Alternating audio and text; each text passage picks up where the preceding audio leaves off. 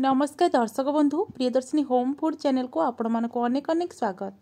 आज रेसिपी हलदी पत्र पिठा बा एंडुरी पिठा जोटा कि आम टिके नुआ स्टाइल रे बनैबा और बहुत सहज भाव में बनैबा। ता छड़ा यही पिठा देहरे आम ना बिरी यूज करबा ना चाउल यूज करबा।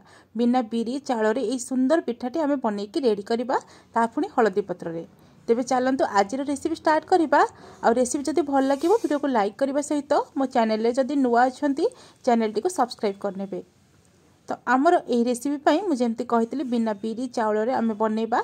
तो आज ये पिठा रेसिपी को मु सुजी रे बनाऊँगी जोटा समस्त घरे अवेलेबल और समस्ते यही रेसिपी को यही प्रक्रिया रे आराम से बनई पारे। तो गोटे फुल गिना सुजी नहीं जाऊँगी एवं सुजीटा टिके भिजिला भाया आमे पानी देदबा जमती सुजीटा टिके भिजिकी रहिबो। ताको किसी समय रेस्ट दबा और रेस्ट दबा भितर आम ये पूरा प्रस्तुत करवा। एपटे पैन गरम करके मुझे आवश्यक अनुसार नड़िया कोरा दे सारा पर 2 बड़ चामच गुड़ दे दूची। आपण निज पसंद अनुसार चीनी किंबा गुड़ यूज करें। तो ये आम भल भाव आम नड़िया सांगरे ये गुड़ को मिसई नवा। देखिपे बढ़िया भाव में गुड़टा आमर मेल्ट होकर नड़िया मिसीगला। बास्ना आम 2टी गुजरातर गुंड को देदेबा एवं आपको भल भाव में पुणी थे मिसई नवा। एबे आमर नड़िया पूरा प्रस्तुत हो गलानी। या साइड रखा और ठंडा हाँवाई छाड़ा। पटे आम जो सुजी को बतुरेबा छाड़ी देते सुजीटा बहुत भल भाव में फुली जाइए। आपण मैंने देखिपे मुझे बड़ दाना वाला सुजी नहीं आपण मैंने चाहिए छोट दाना वाला सुजी नहीं पारे। एवं स्वाद अनुसार लुण देदेबा अल्प 2 छोट चामच चीनी देदेबा। एबे आमे पानी देकी आपको भल भाव में टिके मिसई नवा। पानी दबा समय ध्यान रखिए जमती आमर बैटरटा बेसी पतला न हो जाए। आउ हाँ आपण मैंने चाहिए ये बैटर को मध्य ग्राइंडिंग करि पारंती किंतु आपण मैंने खाइबा सोडा किंबा इनो दबा पूर्वर बैटर को ग्राइंड करके नहीं आसबे। पिठाटा भल नरम होगापाई बा फुलिबापाई मुझे 2 चुटकी आमर खाइबा सोडा देकी मिसई नहीं भल भाव में। एपटे पिठा प्रस्तुत करने आमे किछि हलदी पत्र को एमती छोट छोट पीस रे काटी नबा। एबे पिठा आमे प्रस्तुत करने 2टी छोट छोट ग्लास नहीं आपण मैंने चाहिए छोट बाउल मध्य नहीं पारिबे। एबे आमे कौन करबा ना मु ए ग्लास रे टिके टिके तेल लगे देछि कारण तळे आमर बैटरटा खाली रे रहिबो। तो सेथि पई टिके तेल लगे देले आमर पिठाटा भल भाव में बाहरी आसीबो। एबे साइड रे आमे कौन करबा ना जो हलदी पत्र काटिक रखिथिले ताको साइज करके रखि नबा। देखंतु जेमती आपण माने वीडियो रे देखुछन ना सेही भली भाव में बनैबे। एबे आ गोटे ग्लास रे मध्य रखि नउची आ सेम प्रोसेस रे आपण माने जदी बाउल ले बनौछंती तेबे बाउल तले आपण माने एमती छोट छोट पत्र को गोल करके काटिकी तापर बैटर दे पारिबे। एबे आमे जो पूरटा रखिथिले ताकू आमे प्लेट को काढी नबा। पूरा भल भाव में ठंडा हो गलानी।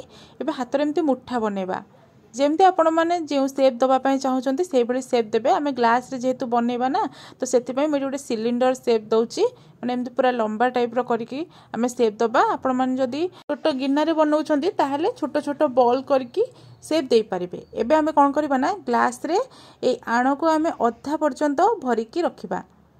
तो ये आमे ग्लास रे आण दे सारा पर आमे जो पूरा प्रस्तुत करथिले ना ताको एमती मझिरे रखि नबा एवं पुणी थरे बैटर को आमे ऊपर ढाली नबा। आउ हाँ ग्लास को अपन पूरा एमती फुल करिबेनी जेहेतु पिठा फुलिबो अधा जाय ही रखिबे। सेम प्रोसेस रे आ गोटे ग्लास मते सजाडी नउची किंतु 2टा जाक रेडी ही गला। एपटे आमे गोटे पात्र रे पानी गरम करि नबा।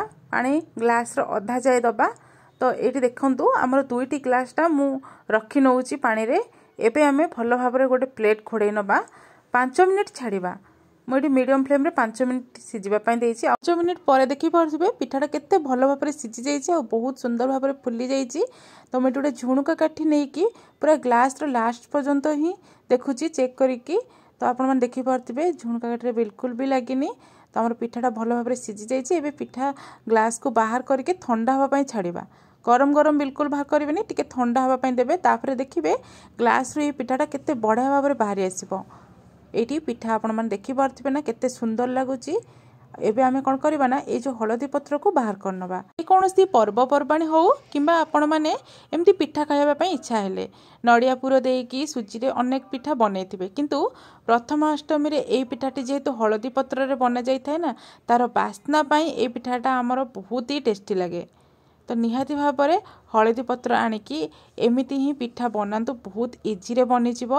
आ हाँ ये पिठा को देखंतु एमिति मु टिके पतला करके काटी नेछि जोटा देखिबा पई बहुत ही अट्रैक्टिव लागिवो आ टिके नुआ प्रकार लागिवो। एमिति भाव में सब गुड़ाक मु पीस करके काटी नेछि आ देखिबा पई बहुत ही सुंदर लागिवो। आपण माने निहाती भाव में एथर प्रथमाष्टमी रे ए पिठा को ट्राए करंतु।